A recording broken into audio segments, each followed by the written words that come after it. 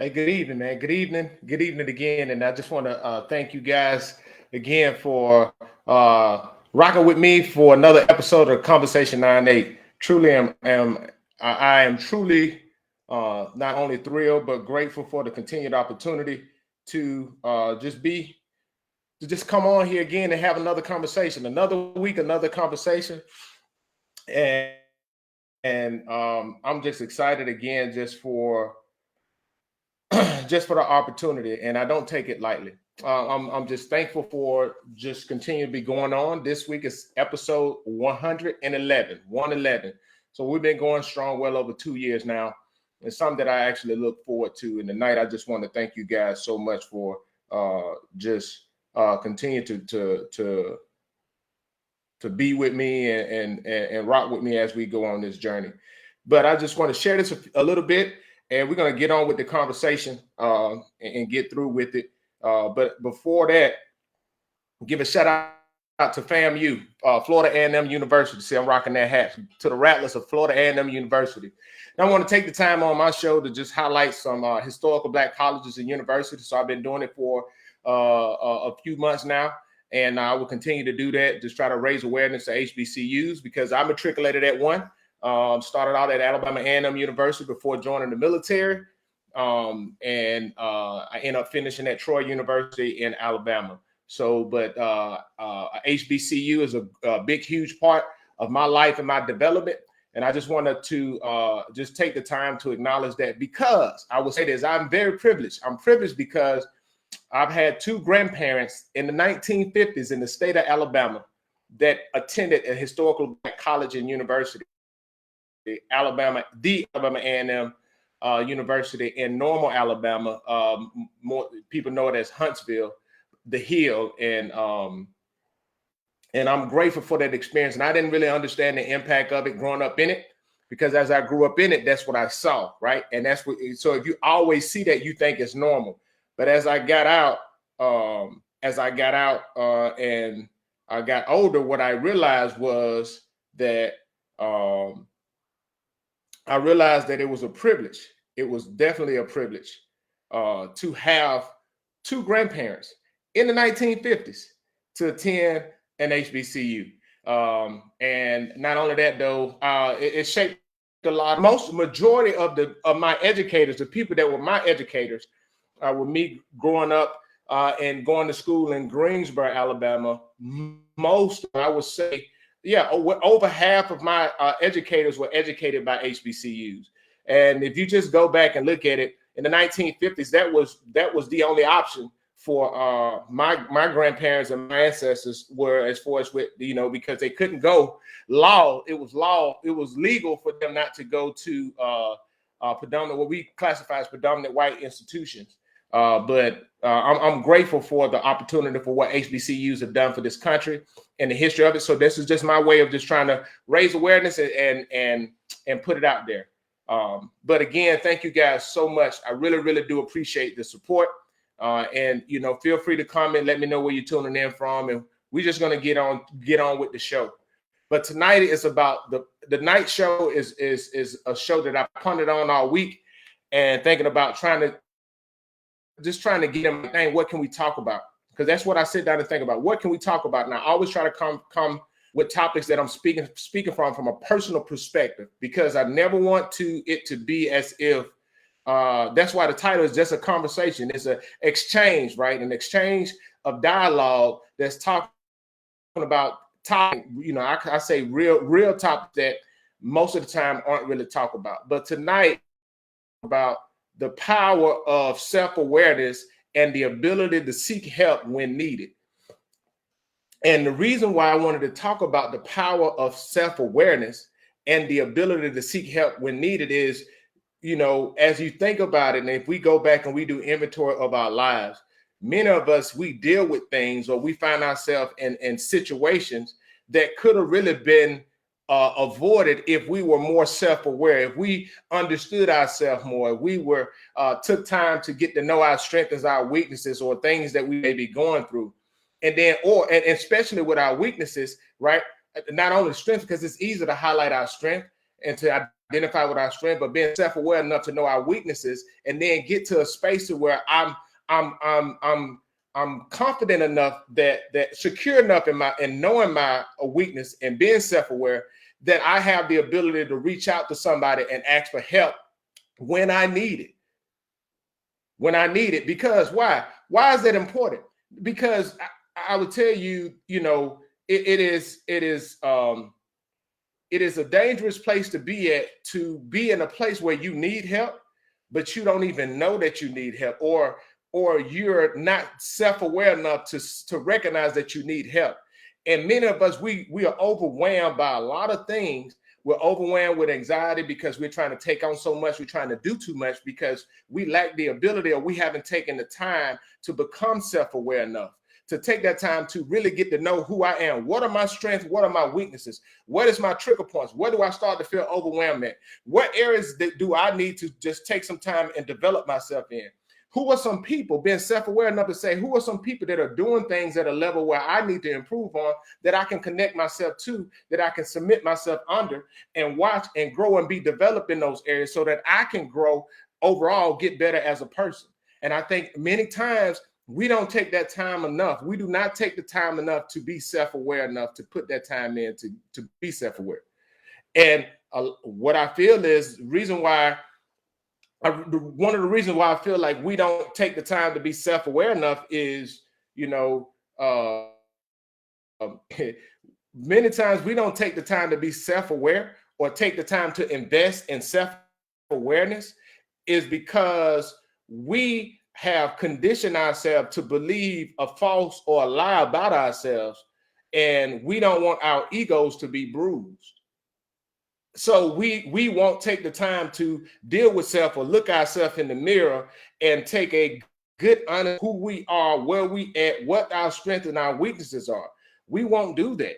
And the reason why we won't do that, because we don't want our egos to be bruised. Because see, we feel like we have to do everything. We have to do everything, and we just got to be this Superman or Superwoman, or we just got to save the day, and we can't have any weaknesses. And if I look weak, then since somebody, that's a sign of weakness, somebody would take advantage of me. But we can't live this life or walk this journey, this 4-letter word called life, by ourselves. We're going to need some help, and it is good to know where you need help, so you can ask for the help when you need it. You can seriously ask for. I think about a lot of things in my life, and one of the things I think about is there have been times in my life where I really needed help with stuff, but I was too afraid and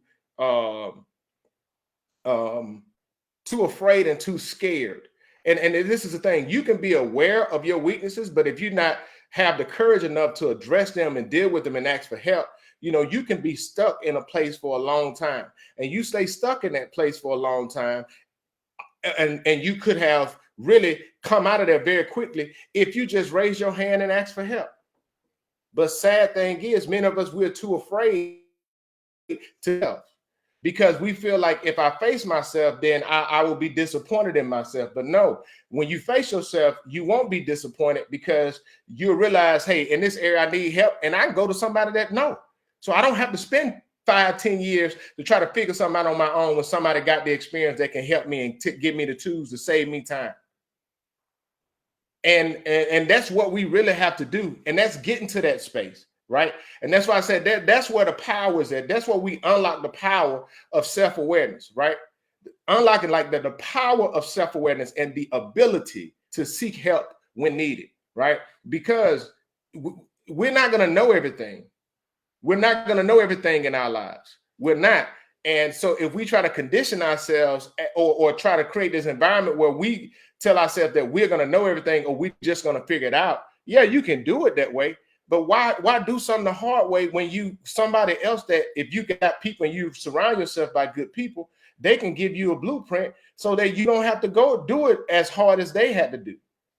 I think about sometimes, there are some things I can recall that my dad and stuff was telling me about, or older people were trying to give me points, and I was just like, nah, I'm gonna do it my way. And then I go through something, 4-5 years of doing something that I could have just took their advice and not to had to go through or make the same mistakes or put myself in a hole in situations like I did before if I was just willing to listen. If I was just at a space self-aware enough to say, hey, I need help. And took the help, sought the help, took the help. And that's just a space. Like that right there is a space because there's power in it. Like one that there is power in it. You know, life is too short for us to waste time trying to prove something that don't really mean anything. And what I mean by that is there's a lot of times in our lives where we spend so much time prove something that we can do things on our own, and nobody is questioning your ability to do it on your own, right? Why carry 1,000-pound bucket when you got 10 friends that can take a cup out and help you carry that load? Why do it just so you can say you did it on your own, but you wearing yourself down and you lifting all that heavy weight? And yeah, you showing your superhuman strength, right? But the reality is you don't realize the damage that you're doing to your body. You don't realize the damage that you're doing to yourself emotionally. You don't realize the long-term damage that you're doing if you would have just took some advice or just had understood the power of asking for help and just say, hey, look, I need some help with this. I just need some help. And it's okay. It is okay to humble yourself. It is okay to humble and ask for help. It is. It is okay to take some time to really get to know you, your strengths and weaknesses. It is okay. It is okay to say, dang, I need to improve in this area. Because this is the thing, right? Being self-aware will save you a lot of heartache and pain and a lot of frustrations in situations. And the reason why I say that is because when I think about myself and I look at myself and examine myself, right? There's been times where I will push through and put a lot of effort, and I find myself being stressed out, overwhelmed, and different things, all because I didn't want to just step back and say, hey, look, no, I need some help in this situation. So reach out to somebody and say, hey, I need some help. And I will tell you, once I got to a space where I learned the power of that, I started to realize like things were not as bad. Things weren't as bad. And I could get the help that's needed. My mom said, if I ask for help, then I'm weak. And I'm glad that you said that. I'm so glad that you said that. You know, a lot of people feel that if I ask for help, that you are weak. And they look at asking for help as a weakness. Because our society, we have this overinflated narrative, this false narrative that, you know, to be this strong person. But strength is recognizing that, hey, I need help. It's recognizing that, hey, I need somebody else. Real strength, real leadership is knowing how to leverage. And what I mean by leverage is realizing where your shortfalls at and having somebody else that you can use in their strength to help you out.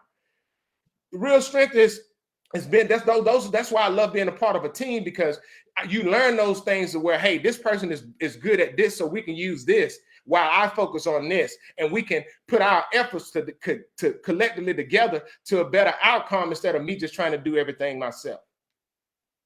And I'll tell you that asking for help is not a weakness. Not asking for help is a weakness. So I said it again. I will say it again. Asking for help is not a weakness. It is actually a strength. But not asking for help is a weakness, because you eventually will wear yourself down to the bare bones trying to prove something and wasting a lot of time, energy, and effort, all because you have allowed pride to come in, you have allowed your ego to come in, you have allowed other things to come in to convince you that you are weak if you say, hey, I need help. And I would tell you, don't wait on that. And I talked about it before. There's been times where my parents reached out to me when I was in need of help, didn't even realize, was not self-aware enough to ask for help, but they reached out to me to help me as a single dad when I really needed, but I was not strong enough to ask for help. And when they helped me, I took it as offense to it And the reason why I took offense to it was because I was afraid, I was scared. And then watch this. Watch this. This is the thing. This is the thing. Many of us struggle to ask for help because of fear. And the reason why I say that, not just so much of fear of being perceived as weak, but we struggle for fear of not having control. Right? And one of the powers of being self-aware is recognizing that you don't have everything. You just have control over the things you can do. So out of the fear of feeling like you're losing control, what happens, right? We will spend a lot of time, energy, and effort, right? Holding on to things, trying to control everything, that we eventually wear ourselves out and we lose in the end. And we will be perceived more weaker in the end, said, been self-aware enough to say, dang, man, I need some help. I need somebody to help me. I need somebody to help me figure this out. Let me call somebody. Let me leverage somebody. You know, and that's why we're social beings. We are social people. We are that's why we're not designed to be alone. You know, that's why in Genesis, God said, it is not good for man to be alone. And that companionship, or that community, that sense of community is there so that we can be together as people. My mom said, that's why you say, but society says, that's what you say, but society says otherwise. I fully acknowledge what society say. But think about these things, right? We put so much time, energy, and effort to what society say, and that mental health, it erodes away at our mental health. And we put so much time, energy, and effort into that, but we don't realize or take ownership, or not even self-aware enough to realize how that's destroying us, you know, and destroying us, destroying our families.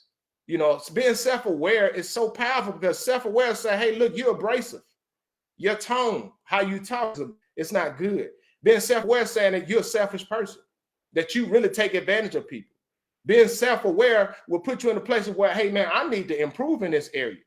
Being self-aware will say, hey, look, I need to go over here. Being self-aware will eliminate you feeling like you got to compete with everybody, because you're aware of your strength and your weaknesses, and your focus is on your own self-improvement. That's the power of being self-aware. The power of being self-aware is feel like, hey, you're overbearing. That's being self-aware. You know, those things are great. Like, that's the power of it. And when you acknowledge your weaknesses, right? And this is, oh, yes, this is a good one. This is one right here. One of the biggest things that you can do as far as with activating the power, or the releasing the power of being self, is you acknowledge. Being self-aware will equip you of the knowledge of your weaknesses, of the things other people can exploit you on. So while instead of trying to cover up your weakness, self-aware, the power of being self-aware will expose your own weaknesses to yourself, so that you can start working on those things. You can, and then what you start with doing is you'll start to look at your weaknesses being exposed, because your strength, that's natural stuff. That's stuff that you are naturally good at. But your weaknesses, that's stuff that you have to work at, and you'll work on them. If you acknowledge that you have them, that will empower you to go work on it. And as you go work on it, you get better. And as you get better, they can't use that against you in the future. And that right there is the power of it. You know, that is so powerful. That is something that I feel that many of us, if we take that time to really understand that, I feel that our quality of life will really get better. And just being self-aware. Hey, being self-aware is, hey, I spend money to spend money. I'm not a saver. So if you're aware that you're not that, right, instead of just saying, well, I know I'm not, and not trying to do anything about it, you'll surround yourself with people, or you start reading, or you start researching, or you'll see a friend that's good with it, and you'll start asking, man, how do you manage your money? Being self-aware is acknowledging the fact that you're not affectionate enough, and you've just been going through relationship after relationship, and you're trying to figure something out. Well, like, why is it not But the reason why is because you're not taking the time to be self-aware enough to where your trauma in which you grew up in has impacted your ability to be affectionate, because you have conditioned yourself to expect or even give affection as a coping mechanism for the trauma that you had growing up. So if you are self-aware, you acknowledge that, start going to get counseling. You'll either start talking about it, you'll either start gaining the courage to deal with the source of the root cause of your trauma, so that, right, it won't impact your future or the relationships or the things that you're frustrated with the outcome of right now. All because you've taken the time to be self-aware. That is the power of being self-aware.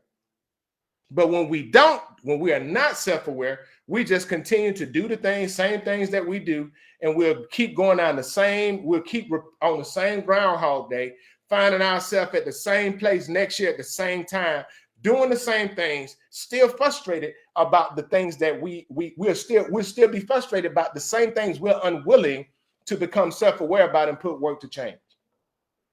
And we'll blame other people, and we will sit there and try to blame other people and put the people, when in the whole time it is us that is responsible for it.